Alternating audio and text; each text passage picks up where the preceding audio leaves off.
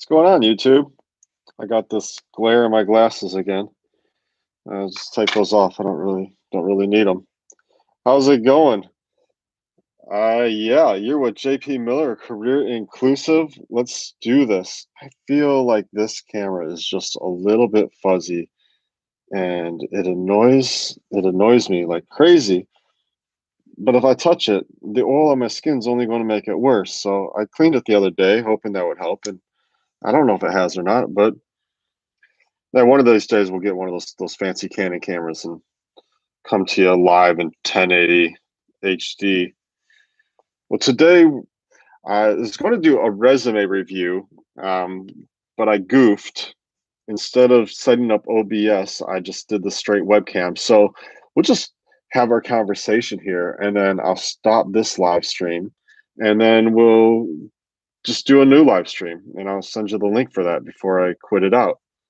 And so if you're here with me and you want to see a resume review, or if you want your own resume reviewed, I'd be happy to do that. I would definitely suggest you send me a PDF that doesn't have your full name or phone number or email address on it, and I'll be happy to take some resume reviews tonight. And you can email those to me at careerinclusive@gmail.com. So today we're just talking about my promise to you. Well, my promise is to you. We've been doing 60 days of value for a week now. There's not a video from yesterday because I really goofed up on the audio.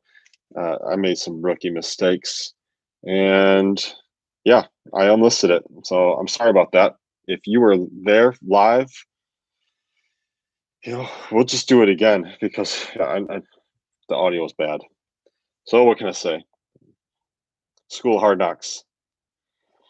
So my promise to you, my commitment to you, is to give you value and actionable insights into creating a career that's meaningful and is unique to you.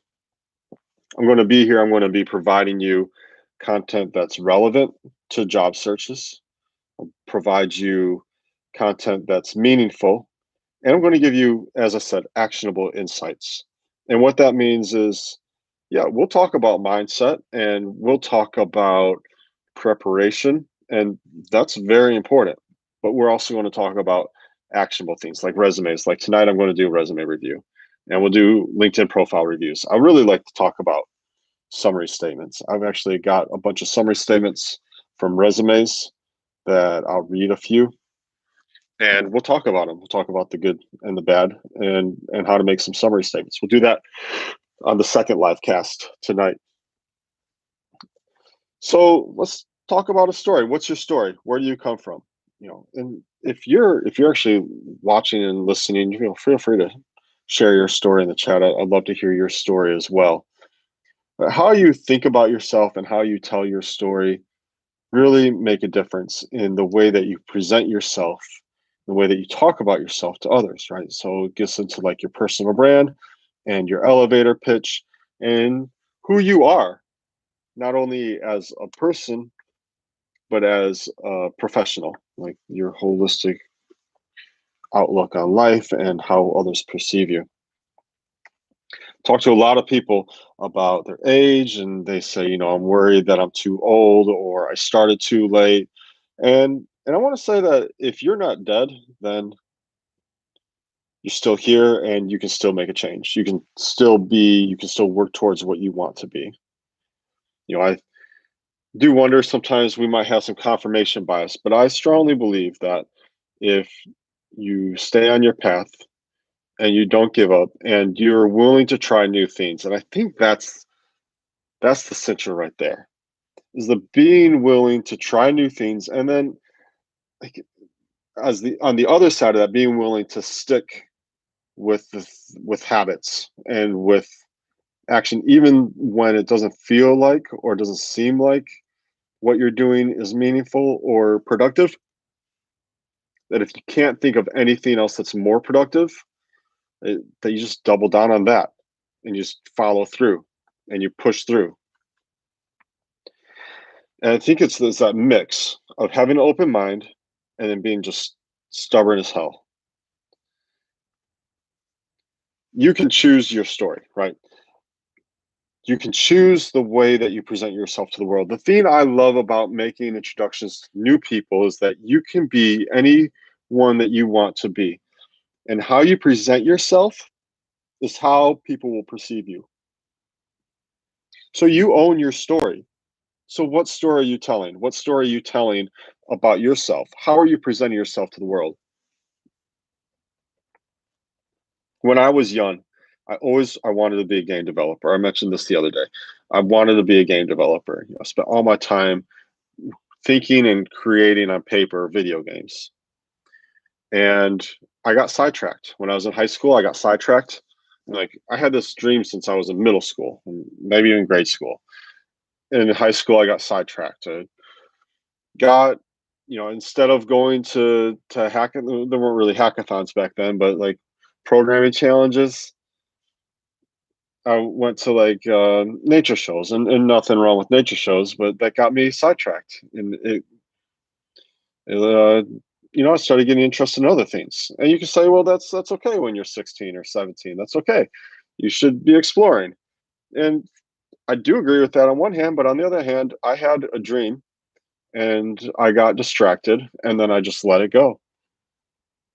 And in a sense, that's life, but in another sense, it's not okay. It's not okay because what could have been, and you never know. And it is neither here nor there, but that's what it is. Well, from this one sidetrack can lead to another sidetrack, and I think that's where it really starts to your story can start going to askew. So you have this clearly defined path.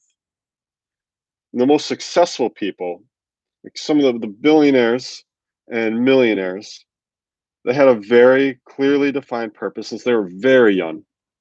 Whether single digits or double digits teenage years, found a focus and stuck with it. And the rewards after 20 years of sticking with it, rewards greatly pay off. Whereas if you get sidetracked, that can lead to another distraction and another distraction, another distraction. And for me, I fell into a diet cult, right? So very fundamentalist organization. It wasn't healthy at all. I was 19 years old. I was just a kid and I fell into it and I felt like I couldn't talk to anyone. And I thought it was like, I knew everything. When you're 18, 19, you know everything. No one can tell you anything. And I fell right into it. And 11 long years of pain and suffering. I mean, the whole theme wasn't pain and suffering. When these organizations are roping you in, they don't put on the pain and suffering. It's only after. And once they've got you in a hook, then they put on the pain. So it was probably 7, maybe 8 years, a lot of pain, and a lot of poverty, working two jobs, making $18,000 a year. Yeah, that was me. I was there. Always having grown up with computers, I could have been an engineer when I was 24 and got a job in the early aughts, making really good money. Instead, I was delivering pizza.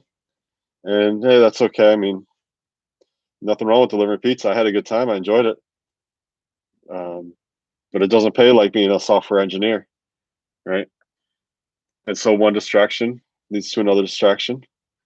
And soon I've got this whole other life story. I'm 1,000 miles away from my home and I'm very alone and apart from my family. And that's painful. And then as I mentioned before, that this organization, they being a fundamentalist organization doesn't appreciate higher education and would say terrible things about higher education. But I found that I was not only delivering pizzas, but I was in retail. And to move up in retail, I needed to understand business better. I needed to understand accounting and how business worked. So I enrolled in a community college accounting program, started with just one class. I enjoyed it. And then I took another class. I enjoyed that. And then I took 2 classes. I really liked it. And soon I was in full time. I just didn't tell anyone. I'm sure people knew, but I didn't tell anyone. I just didn't take classes that were on Wednesdays that conflicted with my obligations with, shall we call them, the foundation, which you can take that short as the fundamentalists. and and I just kept my head down low, and soon I had an associate's, and I really enjoyed it. And then I applied to university, and I got in university, and after a couple more years, I had a degree. And basically celebrated that degree by myself and just a couple other people because they wouldn't celebrate that, they don't celebrate that kind of thing. And so I was two different people in a sense. I started to become two different people. I was this person who was educated, and I was this person who was a good sheep. Right. And finally, after a lot of pain and a lot of suffering, I was able to escape that and started over in America. And fortunately, starting over in America is not a bad place to start over at. And say, like, what is starting over? That means like moving back home, 1,000 miles, going back home, and being with my parents again, right, and starting over. And so, like, it's not that bad. I had a safety net there, and I'm super thankful for that.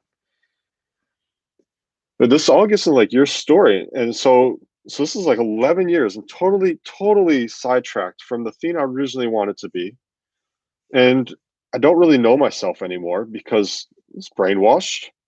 And I was this other person, this completely different version of myself that didn't really recognize, and I didn't know who I used to be because, like, I was 19, right? And so it's find improv. I hear about improv on a podcast, and I go to Second City and I start taking improv classes. It's great. Like, it was like therapeutic for me. Like, in many ways, improv saved my life. It was fantastic. And then from improving, I started blogging. Someone in my cohort had connections. They liked what I wrote. They liked my style of writing. Connected me with a freelance writer. She gave me lots and lots and lots of work. Oh, a huge debt of gratitude to her for all the work she gave me. And from there, I had so much work coming in. I wanted something nice. I wanted to get a Mac, right? So I got an iMac, and I used the money that I made from freelancing to pay off the iMac, and half down, and then pay half over payments with the freelance money. I've got this nice computer, and what do I do with it? Well, I don't want to just play games. I want to do something, right? And so I teach myself to code, and I find Udacity and take this nano degree, and I'm starting my own company. Now I'm an entrepreneur, and boom, reinvented who I am. And I found myself back on the same path. Like, I've come full circle without really thinking about it necessarily. I wish I had thought about it. I could have shaved off 11 years and really like pushed forward, accelerated my career in that way. And like from where I am today, you could say like, oh, it'd be like 11 more years of experience, of like this relevant experience and like hard skills. And instead I got the hard knocks and plenty of soft skills, and it all it all weathers out. So what's your story? And you see, I'm fine. I'm fine with it. Like, I'm not here crying. I'm okay. I'm laughing. It's just okay. I can tell this story, and it's totally okay. And it's just part of who I am now. So who are you? Even if you've had a start over, who are you? What's your story? How do you take it? And so you can be whoever you want to be. I could have just wallowed in the loss, right? Could have wallowed in the red, wallowed in the loss, or just choose to pick yourself back up again and find who you are again. Take a setback as an opportunity to find a new intersection, to find a new fork in the road, to discover something new about yourself. Is your story a story of empowerment, or is it coming from a weak place? And when you're talking to employers and recruiters, you want that story to come from a place of empowerment.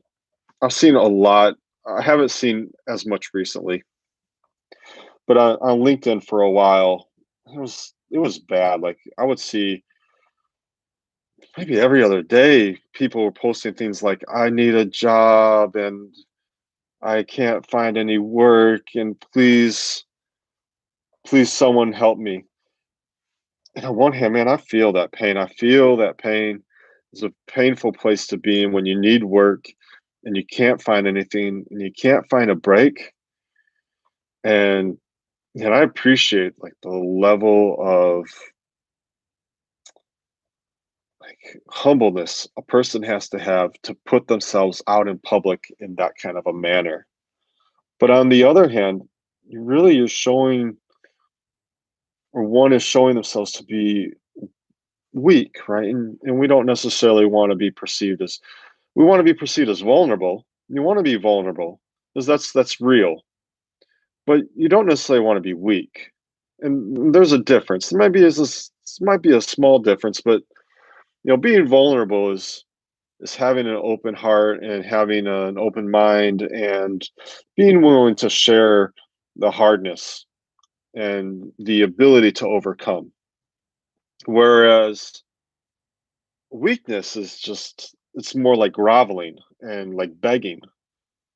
And employers aren't looking for a beggar, right? And that's what it really comes down to, is like you're shooting yourself in the foot.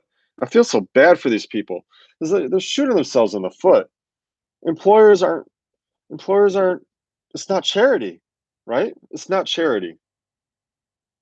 There are charities, and I support charities. But when you're looking for work, an employer is looking for outcomes. So you got to tell your story from outcomes. This is what I can do for you. This is who I am as a professional. And this is what my niche is. This is my focus.